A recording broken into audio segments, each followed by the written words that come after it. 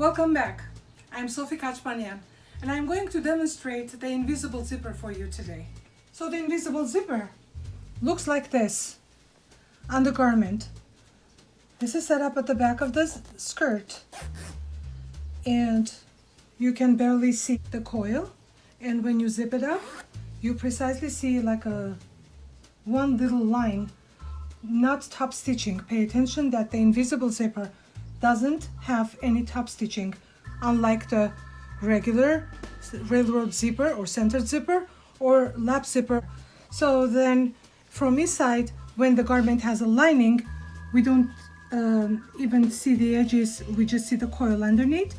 Meanwhile, on regular zippers, the coil will be on the right side. In order for me to go a little bit clearer about that, let me show you the invisible zipper.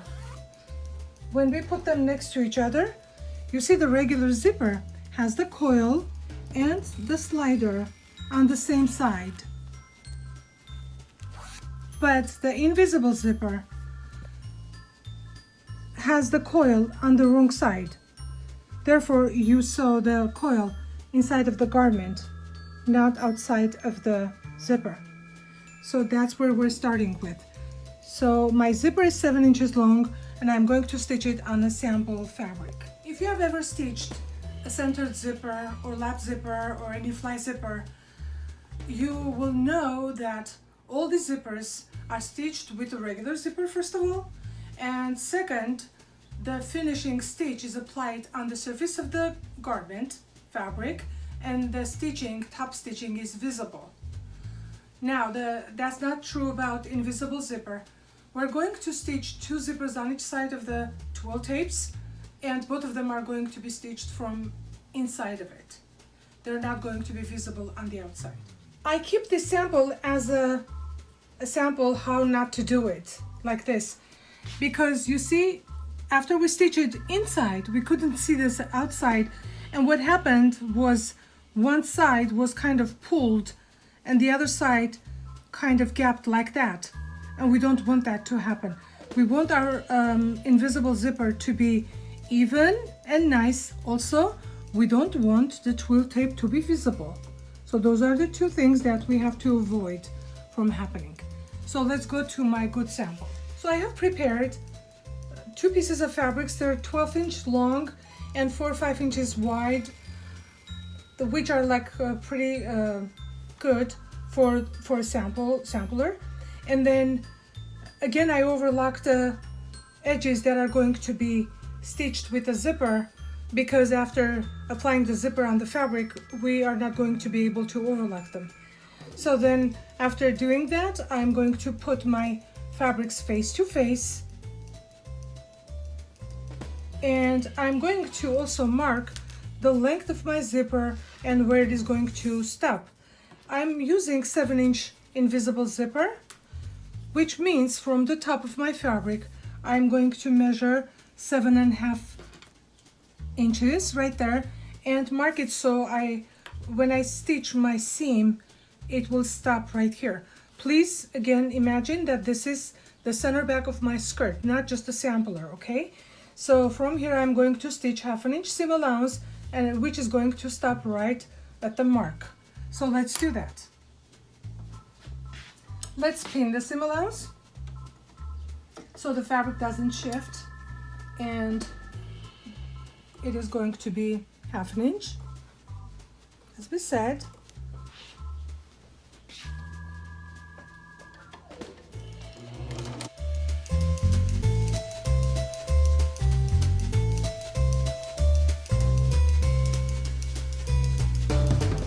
Okay, here is my seam, and then I press my fabric, and my seam allowance will be pressed open.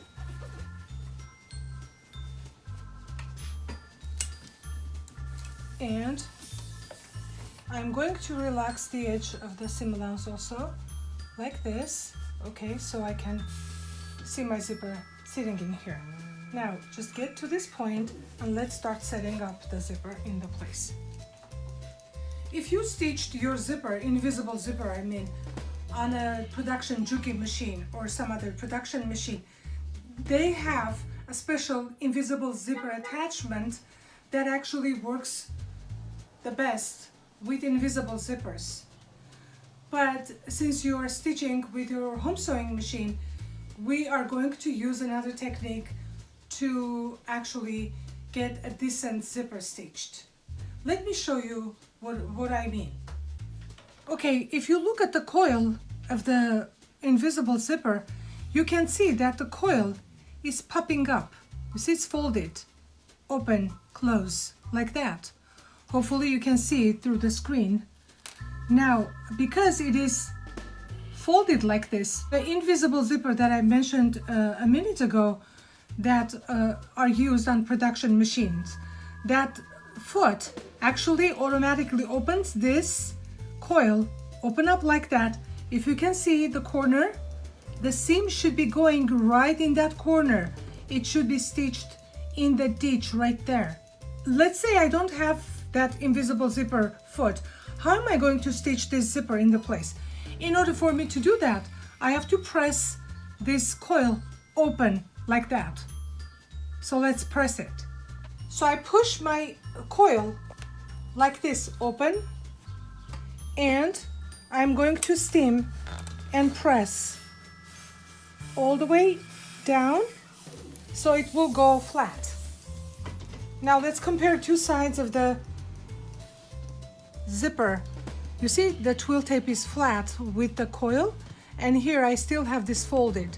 So I'm going to press the other one also. Again, push the coil open and press it flat like this. Don't be worried about the coil like being damaged or something. It's nylon, but it will withstand the heat of the iron. Now the funny thing is that when I zip up my zipper goes like that. It's not flat anymore. That means I opened up my corner of my coil. So my zipper is ready to go. So we're going to start on the wrong side. As I said, both of the stitches that we apply on each side of the zipper are going to be applied on the wrong side. I take my zipper and place it upside down. So the slider is under there, and I am going to match up my stopper, which is this one, half an inch down from the edge of the fabric, like this. Okay, the stopper is half an inch down. The twill tape is matching with the edge of the fabric like this, and we're going to pin it in place just like that. So when we pin, we should make sure that the fabric and the zipper are not stressed, are not stretched or pushed. Actually, the problem that I've shown you on the previous example happened because, let's say we go like that, little bit pull, and then you will make the sides uneven. So make sure that the fabric and the twill tape, both of them are even, and we pin it all the way to the end. Now let's go to the other side and also pin it down. So again, my slider, my stopper, should be half an inch down from the top. The twill tape edge and the fabric edge should be matching, and we pin the fabric with the twill tape in place, just like this.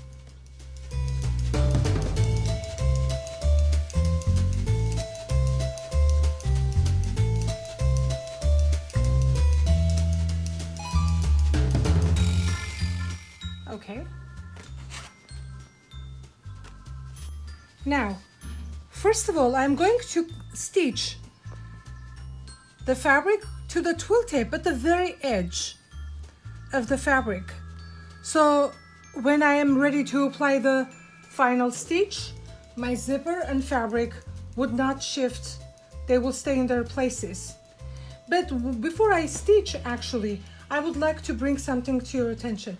You can double check yourself to see if you did everything correctly, meaning you set up the zipper correctly. You see, if I am on the right side, if I wanted to slide my zipper up and close, you can see that it's correct, meaning my slider is right here on this side. If I zip it up, I should be able to zip it up like that. My needles are not letting me to zip up all the way, but you can see that it's a correct setup. You can double check yourself too. So we're going to go to the wrong side and we're going to stitch about 1/8 of an inch from the edge and going to here. One thing that will happen most probably when I stitch 1/8 of an inch from here down, my presser foot might be kind of touching my slider, which at that point I'm not going to be able to push away. What I can do is I stitch and stitch out.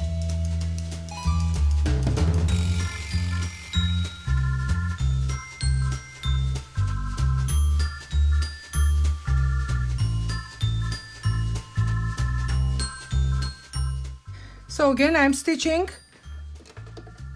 1/8 of an inch away from the edge, and this is an inside seam. It is going to stay inside, it's not going to be visible. So I'm simply connecting two sides to each other.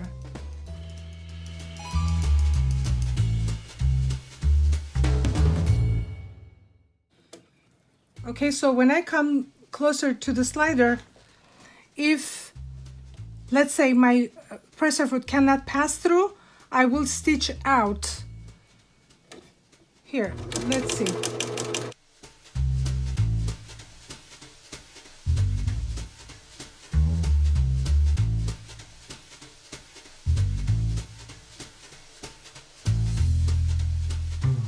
Okay, so starting from the edge, because I didn't change my zipper foot side, so I have to start from the bottom. If my seam is not perfect, I'm not going to worry about it because it's not going to be visible.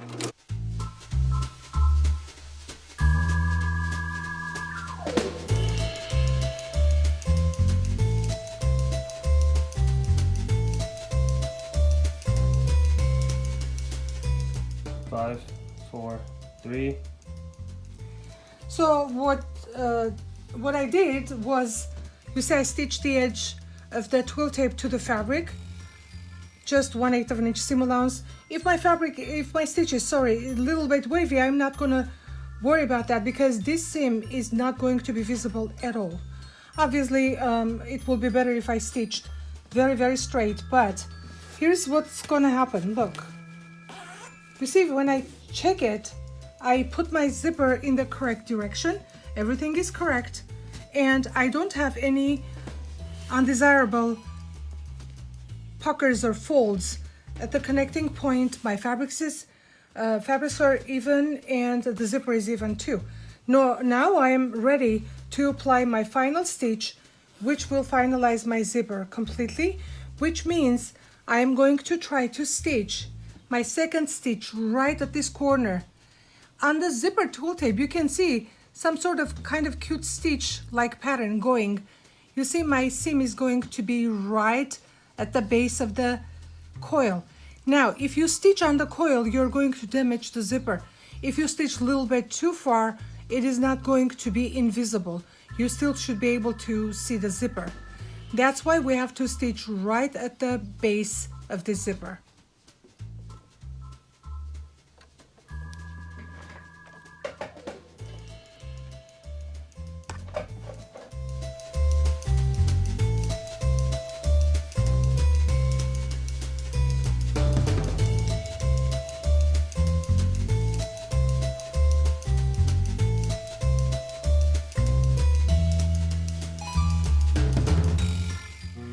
Here at the bottom, I can see through stitch couple of stitches.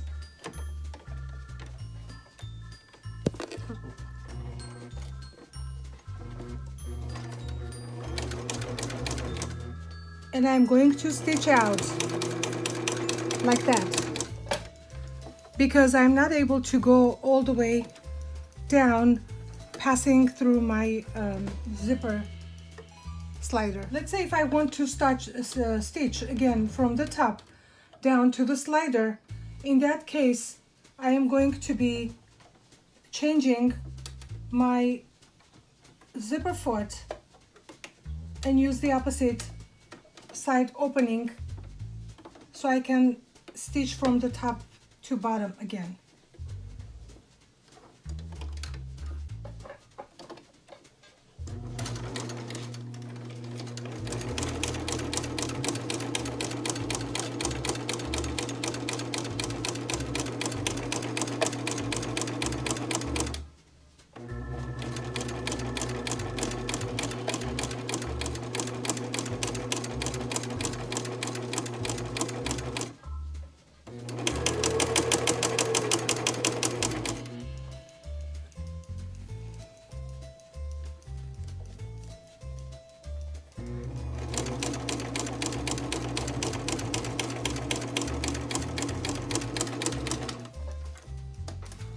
I deliberately stitch it with a contrast color so you can see clearly where my stitches are. As you can see, the seam that is at the base of the coil is my final and important stitch. But the first one is like supporting stitch. And as you can see, I came and then stitched out through the tape because I'm not able to go straight down because my slider is on my way. So when I am done with this, and I get pretty good zipper here, invisible zipper, where you see I'm stretching my fabric and you cannot see the zipper. That means I did a good job. So let's press this and finish it.